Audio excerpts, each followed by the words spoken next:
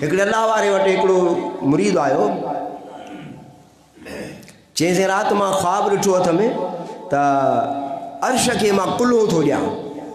इन जो साईं ताबीर त ॿुधायो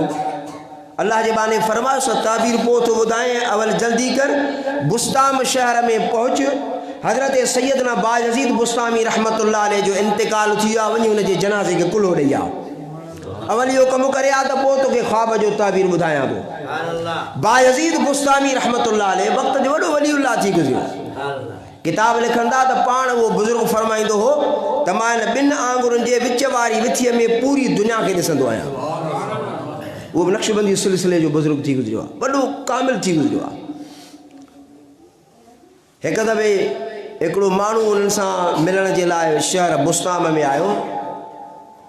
ॾाढो ॻोठ खे ॻोल्हे हेॾे होॾे मगर ख़बर चार न पियसि हज़रत बायज़ीद बुस्तामी रहमतुल्लाह अलैह जो घर कहिड़ो आहे हिकिड़ो माण्हू मिलियोसि जॻह ते साईं मूंखे हज़रत बायज़ीद सां मिलणो आहे हुन चयोसि साईं फलाणी जॻह ते हीअं फिरदे या हीअं अॻियां हिकिड़ो गाॾियुनि को दॻु थी वॾो दरवाज़ो थी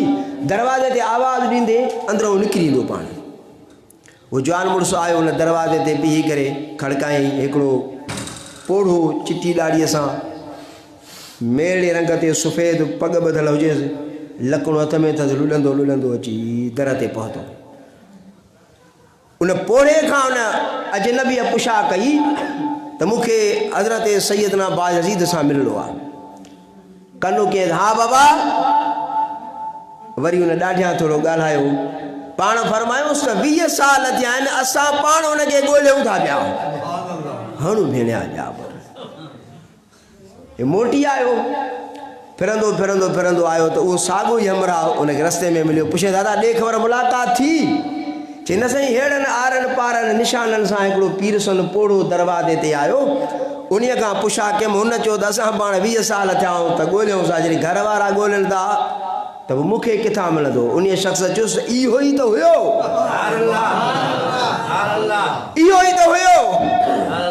वरी मोटी आयुसि दरवाज़ो खड़काई साॻियो ई पीर सन ॿाहिरि आयो अर्ज़ कई क़िबला तव्हां त आयो पाण फरमायोसि चवे थो त इन ॻाल्हि खे मञूं था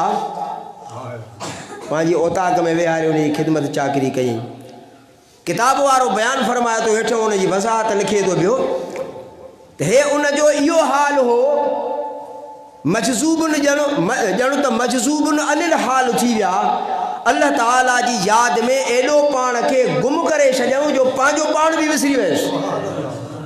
क़ुरान मजीद में आहे त वज़कुर रब्बक इज़ा नसीत अल्लाह खे एॾो यादि कर एॾो अल्लाह खे यादि कर जो तोखां पंहिंजो पाण बि विसरी वञे त कपिड़ा अथई न अथई खाधो अथई न अथई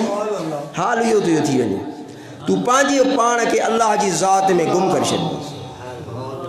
उन जवान जो इहो हाल थी वियो जवान मोटी आयो अल्लाह वारे वटि अची वेठो चई साईं मां जनाज़े खे कुल्हो ॾेई आयुमि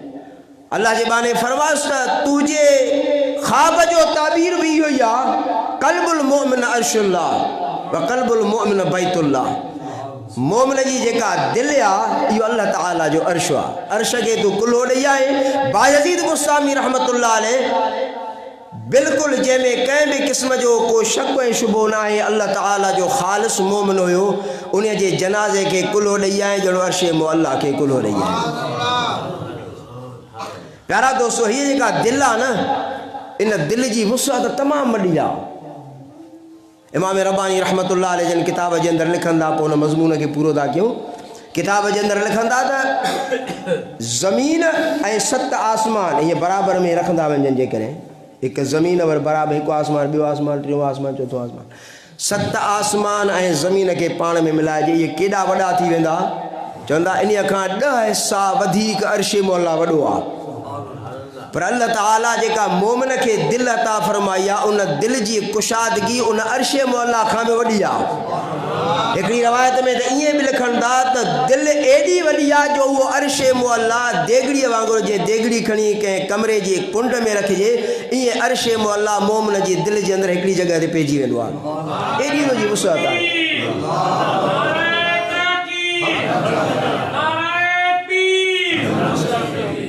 मुंहिंजा दोस्त इहा ख़बर तॾहिं पवंदी आहे जॾहिं माण्हू इन तसव्वुफ़ जे राहुनि में पंहिंजो क़दम रखंदो आहे, कामिल पीर जे प्यार खे पंहिंजे मन में जॻह ॾींदो आहे, पोइ इन्हनि शयुनि जूं ख़बरूं बाद में पवंदियूं। हे सिर्फ़ु ॻाल्हियूं आहिनि, पर तजुर्बाती कमु तॾहिं थींदो आहे जॾहिं माण्हू उन रस्ते जे अंदरि पंहिंजी विख खणंदो आहे, पोइ ख़बर पवंदी त मुंहिंजे दिलि जी वुसअत केॾी आहे।